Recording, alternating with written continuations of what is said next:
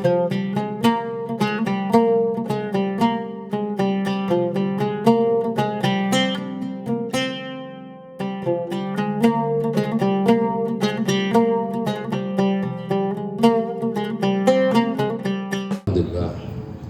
sadaka wa'ada wa nasra abdah. Wala hawla wala quwwata illa billah. Amma ba'd. Para jemaah sekalian, rahmati Allah Subhanahu wa taala. Alhamdulillah, dengan izin Allah Subhanahu wa taala kita masih diberikan kekuatan iman hingga hari ini masih bisa melaksanakan puasa Ramadan. Amin. Amin. Masih pada puasa? Karena kata Allah, as-sawmu li wa ana ajzabi, puasa itu untukku dan hanya aku yang tahu orang itu puasa apa enggak. Betul? Yang tahu kita puasa itu Allah. Mana kita tahu dari waktu wudu, nggak tahu kita.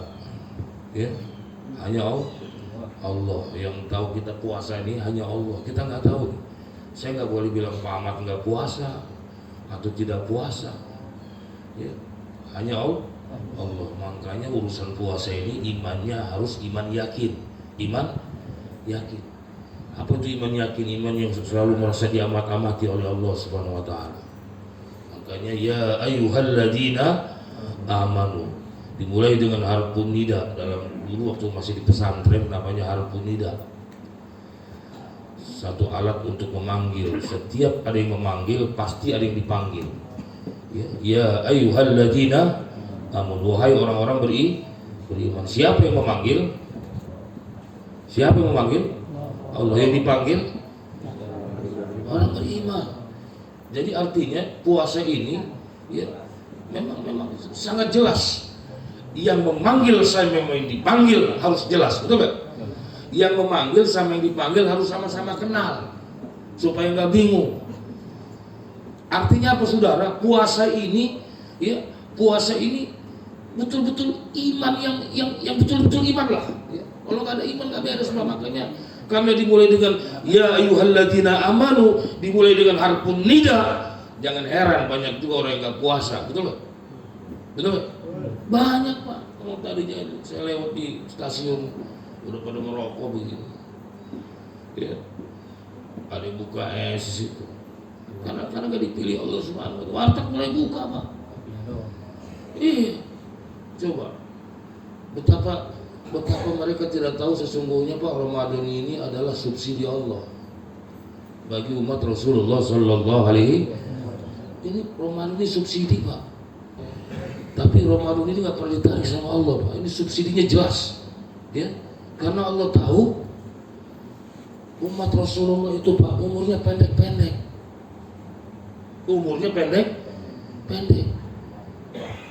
amalnya lemah.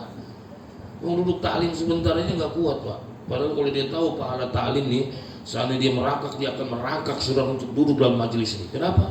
Orang yang duduk dalam majelis, dia berdiri, bagaimana dia berdiri begitulah jatuh dosanya Pak. Lagi keluar mau ngapain? Mau makan di warteg, tutup. Kopi tutup, kan gitu. Nah, jadi puasa ini adalah Ramadan ini subsidi bagi umat Rasulullah Sallallahu Alaihi Wasallam. Sampai Nabi Musa aja cemburu Pak. Kenapa? Kenapa kamu menjadi umat Muhammad, kata Allah. Jadi Musa ini pengen jadi umat Rasulullah Sallallahu Alaihi Wasallam. Why, kata Allah. Kenapa pengen jadi umat Rasulullah, umat Muhammad? Karena ada Ramadan. Ada Ramadan. Masya Allah. Yang man fariha bidukhuli Ramadan haramallahu jasadahu 'ala niran. Yang gembira aja nyambut Ramadan, Pak Allah ampunin dosa kita, gembira.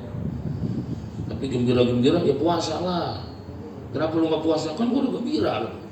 Nggak bisa begitu. Harus Pak. Nah, jadi Ramadan ini subsidi Allah bagi umat Rasulullah Sallallahu Alaihi Wasallam. Ya, karena Allah tahu umat Rasulullah nih umurnya pendek-pendek. Paling banter Pak 65 aja udah banyak penyakit. Ya, mata lamur, gigi gugur, kuping budak, kentut aja megang tiang kadang-kadang saudara. Tuh umur 60 tuh udah banyak penyakit. Ya. Makanya dalam satu riwayat ketika umat Rasulullah itu mencela satu subsidi juga dari Allah bagi umat Rasulullah, itu biasanya menjelang kematian dibikin sakit. Penyakit menjelang kematian itu termasuk subsidi Allah, pengampunan dosa juga. Jadi kalau kita yang tua-tua ini masih sehat, hati-hati loh, jangan-jangan Fir'aun ya. Jangan-jangan Fir'aun. Makanya sunnah kita di atas umur 40 itu pakai tongkat, supaya kita jangan sombong. Kadang-kadang kan kita sehat dikit tuh, aing, apa aing ya. Nah jadi saudara, Ramadan ini adalah subsidi Allah bagi umat Rasulullah Sallallahu Alaihi Wasallam. Ya, ayolah kita semua saudara, yuk kita berpikir, jangan hanya kita berdoa buat pribadi, Pak. Kita minta bagaimana situasi negara ini tidak hanya dalam keadaan tenang-tenang saja. Ini negara dalam kondisi luar biasa, Pak. Betul nggak? Luar biasa, Pak. Kita nggak tahu apa yang terjadi ke depan, saudara. Sampai hari ini penista agama masih bebas, betul nggak? Masih bebas, ya. Masih bebas, si Akut masih bebas ngomong, ya. Ya Allah, saya bilang, kok masih pada diam-diam aja orang Indonesia nih? Apa karena sabar, Pak? Bukan sabar, pengecut, penakut, Pak. Benar, Pak. Ini situasi begini masih tenang-tenang baik. Ngapain bikin politik katanya? Ini semua terjadi ini karena keputusan politik, betul nggak? Harga minyak keputusan politik, harga beras keputusan politik, semua. Lah kalau kita nggak berpikir bagaimana ke depan bangsa ini, saudara. Ya, ini kita bukan bicara sok jago, enggak, Pak. Tapi ini tanggung jawab kita semua, Pak. Yang kita hadapi sekarang ini jujur aja, Pak, bukan Kristen, bukan Buddha, bukan Hindu, ya. Tapi kita hadapi ini komunis, ngancung kita dari dalam, saudara. Maka saya minta bulan puasa ini jadikan momen kita buat bangkit, saudara. Amin. Jadikan bulan puasa ini kita jadikan momen untuk jihad fisabilillah. Ya. Jihad, Pak. Berani tidak mempercepat kematian. Berani tidak mempercepat kematian. Takut juga nggak percepat kematian. Makanya niatin, Pak, kita ibadah ini untuk Allah. Ibadah jangan untuk dunia.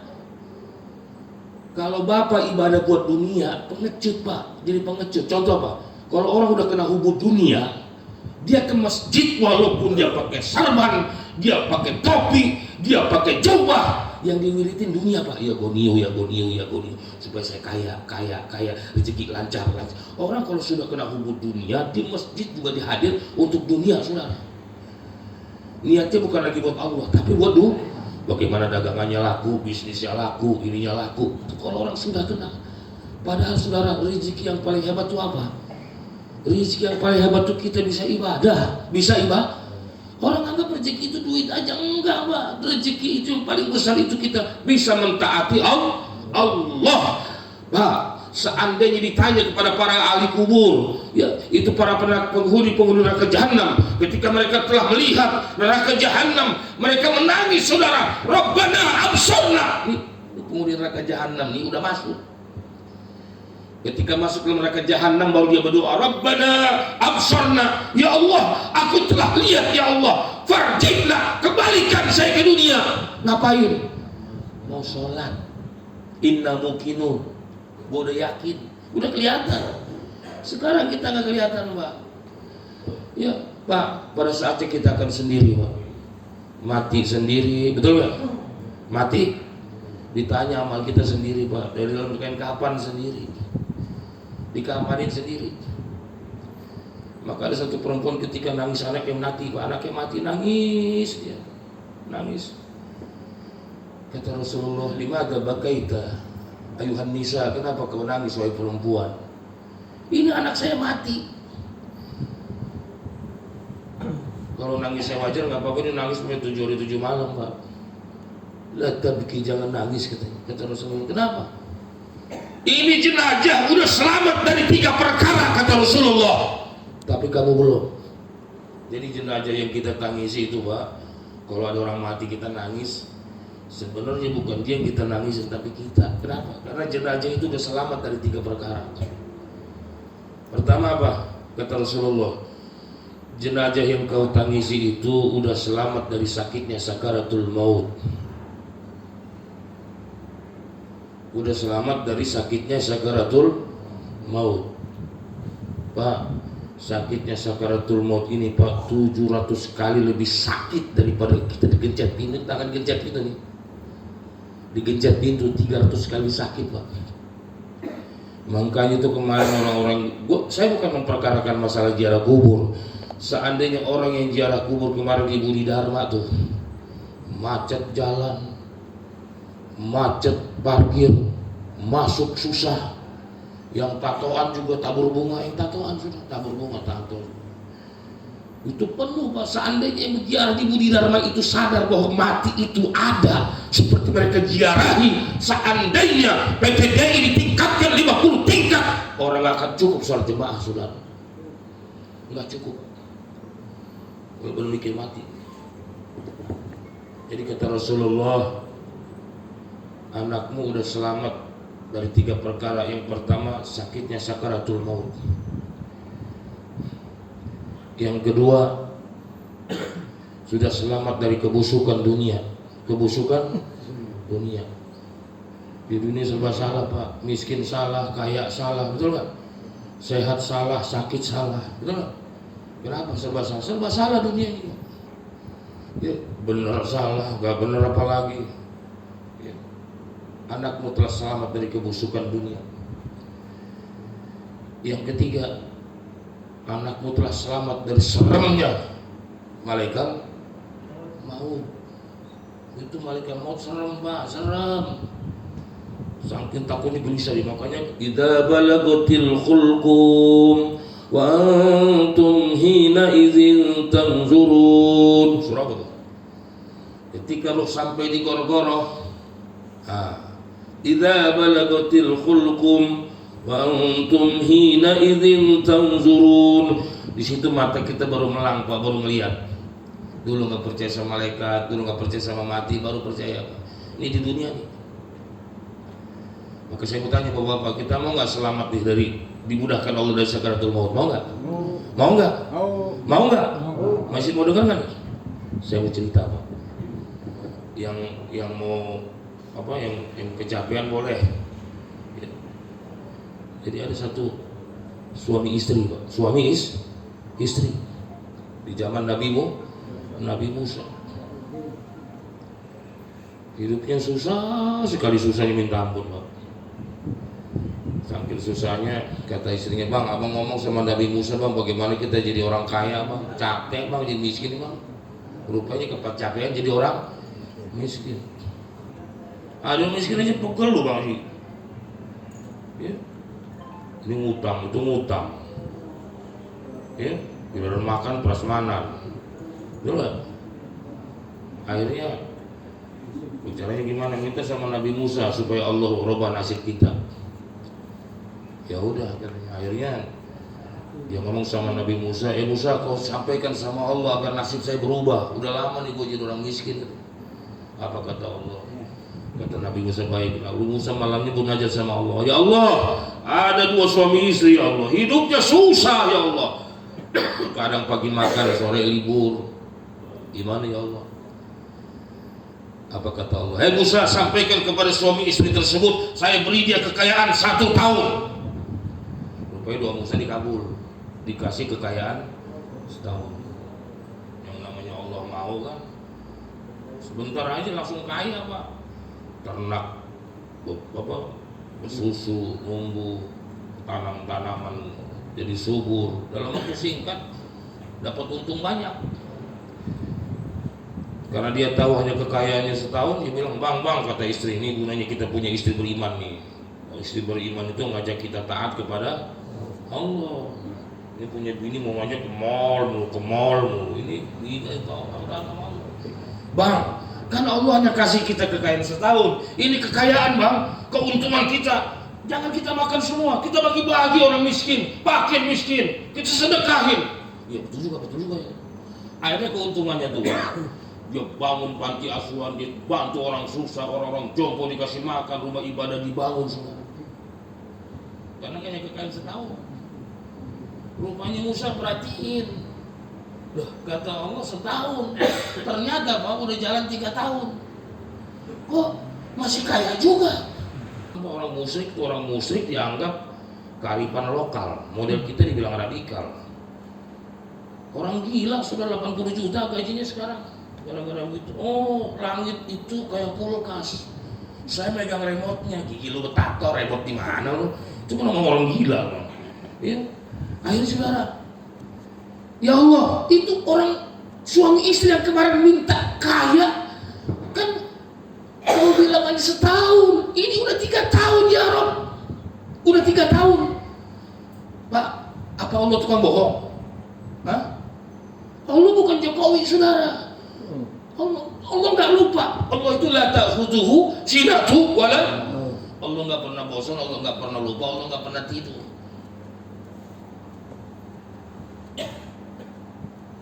Udah 3 tahun ya Rob, katanya setahun aja itu masih kaya juga. Apa kata Allah? Hai Musa, aku tahu, tapi aku malu menarik kekayaannya. Malu menarik kekayaannya. Kenapa? Dia pakai sifatku. Dia pakai sifat Abu Bang Abbas. Apa sifatmu ya Rob? Dermawan. Dermawan, aku malu.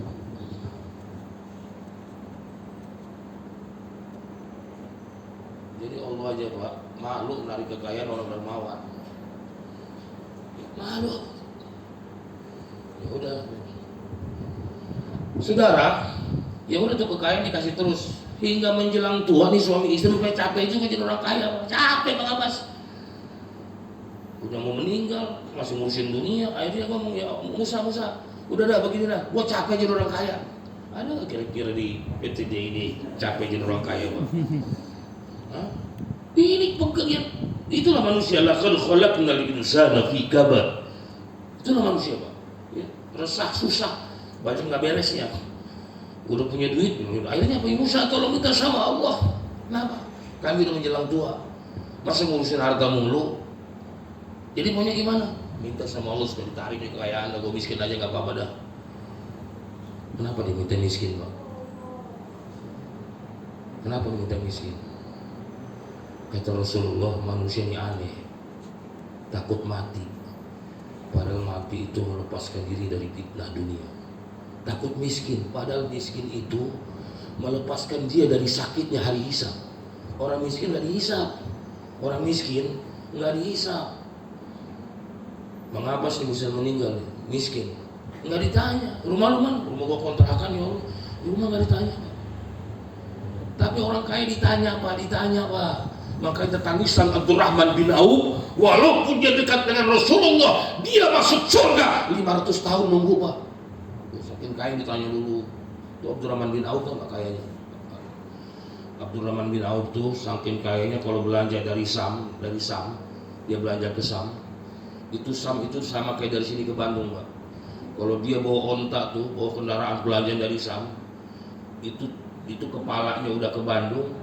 Buntutnya Pak, buntut ontanya masih di Cikampek.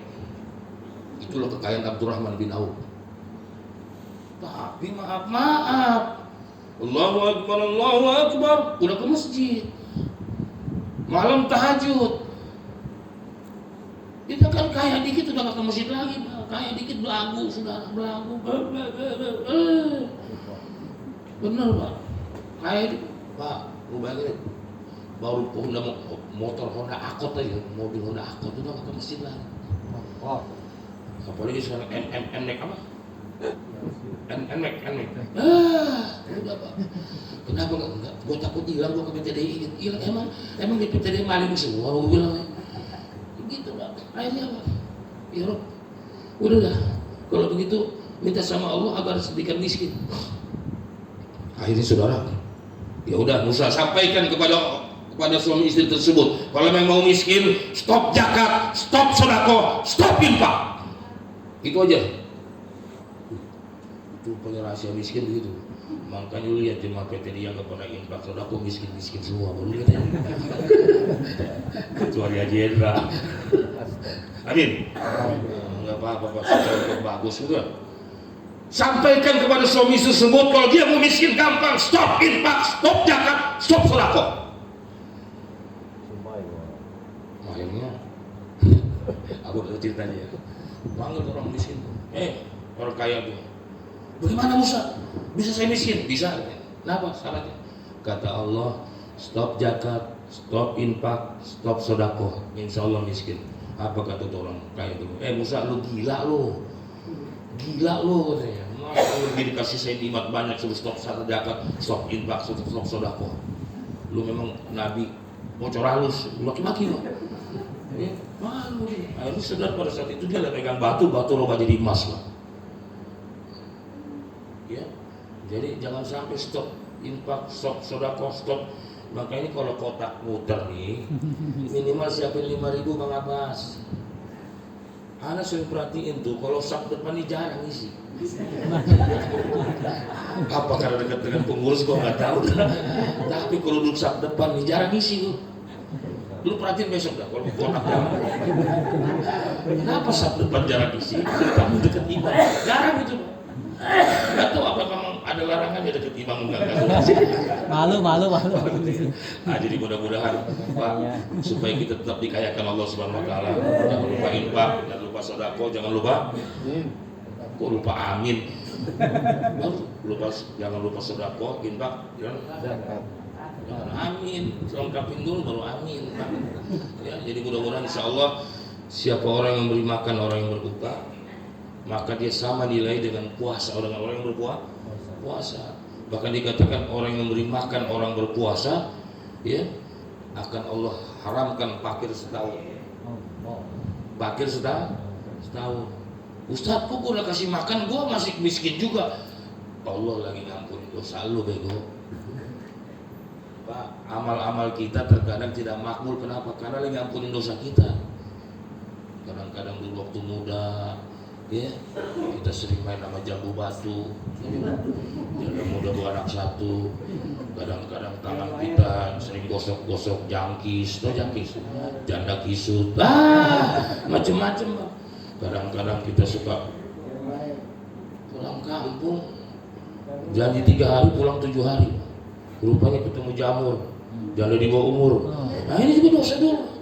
Jadi ketika amal kita hari ini belum sesuai dengan hadis Nabi, katanya kalau kita masih makan orang, kita lepas miskin setahun. Lu masih miskin juga. Allah masih ngampunin dosa lu dulu. Waktu muda, tangan sering gerilya cari gelombang, masih diampunin dosa kita bang, betul nggak? Nyanyiakan bini orang. Nah, ini kan cerita bang Abbas ini. Jadi mudah-mudahan ini bukan singkat nih, hari tablik akbar namanya, ya. Jadi mudah-mudahan Allah berikan kekuatan sama saya, amin. Bisa bertahan sampai maghrib, karena gue juga aus bego. Ya, mudah-mudahan kita semua bisa lengkap semua. Akhir Ramadan, ya. Jangan tinggalin Pak Ramadan nih sampai akhir nanti. Alhamdulillah saya tempat saya Pak, alhamdulillah. Udah tinggal 4 sak. Sedih gua. Udah gua bikin teratak sampai keluar. Itu hari pertama luber saudara. Sekarang udah nggak ada lagi Pak. Kemana orangnya? Pada cuti, resign. Masa terawih resign? Barakallahu li wa lakum fil Qur'anil azim wa nafa'ani wa iyyakum bima fihi minal ayati wa dzikril hakim wa taqabbala minni wa minkum tilawatahu innahu huwal ghafurur rahim. Assalamualaikum warahmatullahi wabarakatuh.